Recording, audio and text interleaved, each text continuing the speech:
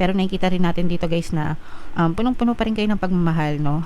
Dun sa person nyo, with this energy, mga kapiksi. For some of you, parang feeling ko nga talagang pinagdasal nyo itong person nyo na to, hiniling nyo sila, mga kapiksi. And somehow, nakikita rin naman natin na yung parang ano ba, parang hindi mo na siguro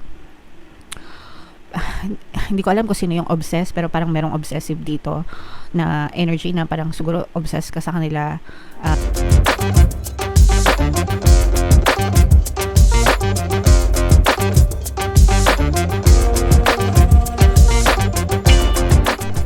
Hello guys, hello mga kapiksi, hello Taurus, welcome back to Pinay Pixie Tarot. Ang pamagat ng episode natin for tonight is silip sa pag-ibig kapalaran, monthly love scope guys, para ngayong April para sa Taurus, Sun, Moon, Rising, Sign, and Venus. So, pwedeng ma-pick up yung energy nyo guys, pwedeng ma-pick up yung energy nyo, pwedeng magkabaliktad yung roles mga kapiksi. If in case hindi kayo naka-resonate dito guys, try nyong panoorin yung video dun sa zodiac sign ng person nyo, baka nandun yung energy nyo, mga kapiksi. So, ito yung mga energy surrounding your relationship, guys, no? May mga negative, may mga positive din, mga kapiksi. For some of you guys, unahin natin yung sa negative. If meron na kayong partner or specific person, parang you may be dealing with somebody na medyo self-absorbed, narcissistic, yung parang sarili lang yung iniisip niya. Pwede ring one-sided yung relationship nyo, or pag sinabi kasing one-sided, guys, unrequited, no? Ibig sabihin parang hindi binabalik or hindi sinusuklian yung pag-ibig, yung attention, yung affection. So, ibig sabihin may pagka-imbalance, no? Yung relationship. It's either mas mahal mo siya kaysa sa mahal ka niya, or mas mahal ka niya kaysa sa mas mahal mo siya. Pero most of the time, kung sino kasi yung nanonood ng tarot reading, sila yung mas nagsasuffer. Kaya nga kayo nanonood ng tarot kasi naghahanap kayo ng kasagutan. So, medyo may pagka-imbalance. Pero kahit na ganun guys, nakikita pa rin natin yung pagiging positibo nyo, trying to manifest this harmonious relationship with your person. So, yung iba sa inyo, pwedeng nakikinig kayo ng mga subliminals, pwedeng, I don't know, siguro, nagpaparitual or something, sa mga ganon guys. So it doesn't matter kahit anong ginagawa nyo, as long as dapat nakafocus palagi yung attention nyo sa pagkakaroon ng harmonious na relationship para ma-push out siya sa inyong physical reality. So yung iba sa inyo talagang nagfo-focus kayo sa ikakaginhawa ng relasyon nyo. Kumbaga parang pinaglalaban nyo pa rin itong relationship na to, mga kapiksi. Pwedeng kasal na rin kayo nitong person na to guys, kaya ganun na lang yung pakikipaglaban nyo kahit na maraming problema or may mga pagsubok, kasi yung mga pagsubok naman sa relasyon guys, normal naman yun. Wala namang relasyon na hindi dumadaan sa mga pagsubok. Pagdating sa relationship guys, walang ano yan, no? Parang lahat equal, walang maganda, walang pogi, walang mayaman, walang mahirap, diba?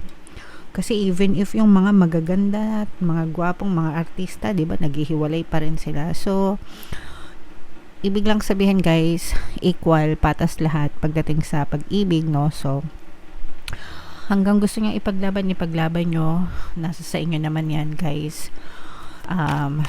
So, pwede kayo makinig ng mga relationship subliminals natin if ever man na pinaglalaban nyo yung mga relasyon nyo, mga kapiksi, makakatulong yun sa inyo.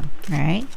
So, tingnan natin, Taurus, yung ating love energy. Shuffle ko to guys. Habang sinushuffle ko to, panoorin nyo muna yung video natin regarding sa ating paano mag-manifest ng abundance video course.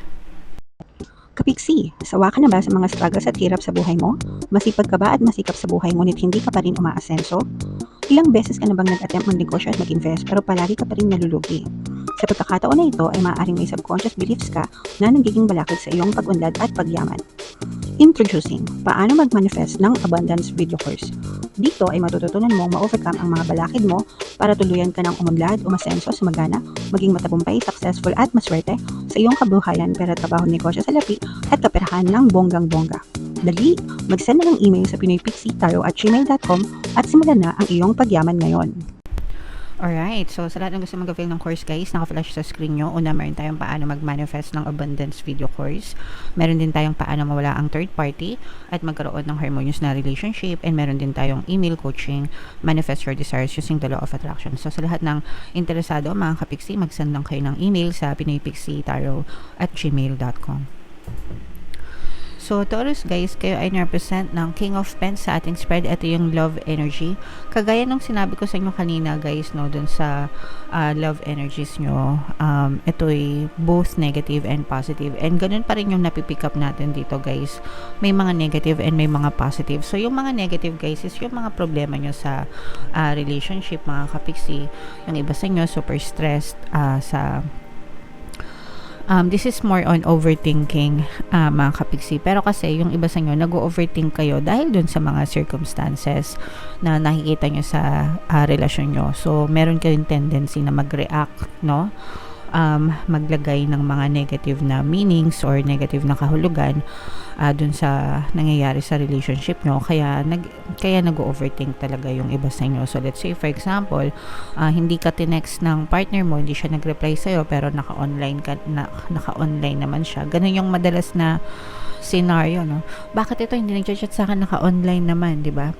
So, tas kung ano-ano na yung naiisip nyo na kesyo hindi kayo pinapansin, kesyo hindi na kayo importante sa kanila, hindi na kayo mahalaga sa kanila, hindi nila kayo priority, yung mga ganong klase na assumptions guys. Tapos kung ano-ano pa, dinadagdagan pa yan, may mga palabok pa. Baka iba yung kachat niya, baka iba yung tinetext niya, yung mga ganon. So, kapag inisip yung mga ganon, mga kapiksi, talagang lalaki yung ganong klaseng problema. And yun yung sa inyo, kumbaga yun yung parang negative na aspeto or parang negative side nyo na meron kayong tendency na mag-overthink. And to be honest, guys, lalo nyo lang pinapalala yung sitwasyon, no? Kasi kapag nag-spiral kayo, nag-spiral, talagang hindi kayo makakaalis sa ganyang klaseng energy, guys. Okay? Pero nakikita rin natin dito, guys, na punong-puno pa rin kayo ng pagmamahal, no? Dun sa person nyo, with this energy, mga kapiksi. For some of you, parang feeling ko nga talagang pinagdasal nyo itong person nyo na to, hiniling nyo sila, mga kapiksi. And somehow, nakikita rin naman natin na yung parang parang hindi mo na siguro hindi ko alam kung sino yung obsessed, pero parang merong obsessive dito na energy na parang siguro obsessed ka sa kanila, guys, no? Parang hindi mo sila parang hindi mawawala sa isang araw na hindi mo sila iniisip, guys, and hindi nyo iniisip yung relationship dahil sa I don't know, I feel like parang this is too much, no? Parang nasa obsessive part kayo, mga kapiksi. Pero ganun naman siguro talaga, guys, diba? Pagka nagmamahal, sometimes may tendency tayo na maging obsessed dun sa mga partners natin or specific person. Siguro, guys, okay? And talagang pinagdadasal nyo na maging ma-okay and maging maswerte din kayo sa relationship na to, mga kapiksi. And okay lang yun, guys. Sabi ko nga, as long as mahal nyo talaga yung person, mga kapiksi, titignan natin dito, guys, kung makikita natin yung unrequited, no? Kasi hindi ko naman nakikita yung unrequited na energy dito. Kasi parang feeling ko naman, parehas kayo nagpamahal ng person nyo sa isa't isa. Yes, parehas naman na mahal nyo yung person nyo. Kumbaga parang parehas kayong nagmamahalan ng person nyo, mga kapiksi. Pero hindi talaga maiwasan na may mga pag-aaway kayo dahil sa mga issues nyo, guys, no? And itong mga pag-aaway na to, for some of you pwedeng medyo mas bata din yung person nyo, at saka for some of you parang medyo priority din yung trabaho, mga kapiksi, no? Especially kung kasi itong person mo pwedeng may pagka responsible siya pagdating sa kabuhayan. So baka masyado siyang busy sa trabaho, mas inuuna niya yung trabaho na sometimes nane-neglect niya yung iyong emotional needs. And kapag nilalambing ka na niya, parang selos-selosan na yung peg mo. Parang nagmamatigas ka na. Alam nyo ba yun? parang urong-sulong kayong dalawa ng person mo, mga kapiksi. Kapag sinusuyo ka na niya, nagagalit-galitan ka na, tapos yun, parang mauuwi na sa awayan, guys, na parang sa isip ng person mo, hindi mo naiintindihan yung mga ginagawa niya. And sa isip mo naman, parang kulang yung pinapakita niya sa'yo, kasi nga pwedeng priority niya yung pagtatrabaho niya or whatever, mga kapiksi. Okay? So, pwede kayo guys makinig ng pampawala ng balakid subliminal if feeling nyo hindi na kayo nagiging priority ng person nyo. And always nyo lang pakinggan, guys, yung pampabalisa at saka pampamiss, para whatever happens, palagi kayong naiisip and namimiss ng person nyo kahit na gaano pa sila kabisi, mga kapiksi. Super effective yung combo na yon, guys. Ang dami na nating success stories doon. Okay?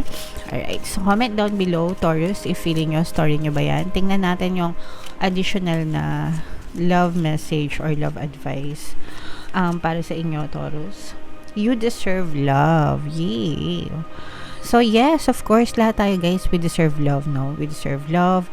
We deserve to be loved, no? And we are lovable. You are lovable, mga kapiksi. Palagi mo yan iisipin. Huwag kayong masyado mag-emo, guys, na kapag hindi kayo masyadong pinapansin ng person nyo, kapag wala silang masyadong time sa inyo, mga kapiksi, spend it with yourself, no? Kumbaga, pagkakataon mo na yon para alagaan mo yung sarili mo, spend time with yourself, 'di ba? Love yourself, do things that make you happy. Wag nating paikutin yung mundo natin sa kanila, guys. Dapat yung mundo mo umiikot sa iyo. All about you, mga kapiksi. Wag kang ma-obsess sa kanila, ma-obsess ka sa sarili mo. If you embody the energy na inaasikaso mo yung sarili mo, nirespeto mo yung sarili mo, minamahal mo yung sarili mo, other people will also treat you the same. And ganun din yung person mo. Aalagaan ka niya, mamahalin ka niya, and ipaprioritize ka niya. Because you're giving that energy to yourself, mga kapiksi. Okay? So, wag na kayong hayaan nyo sila, 'di ba? Dapat hayaan nyo sila sa buhay nila, and kayo din gawin mo yung mga bagay na gusto mo. Huwag nyong paikutin yung mundo nyo sa kanila, mga kapiksi. Ibigay mo sa sarili mo yung pagmamahal na tingin mo deserve mo for yourself. Okay? Alright. So, comment down below, Taurus, if feeling nyo naka-resonate kayo dyan.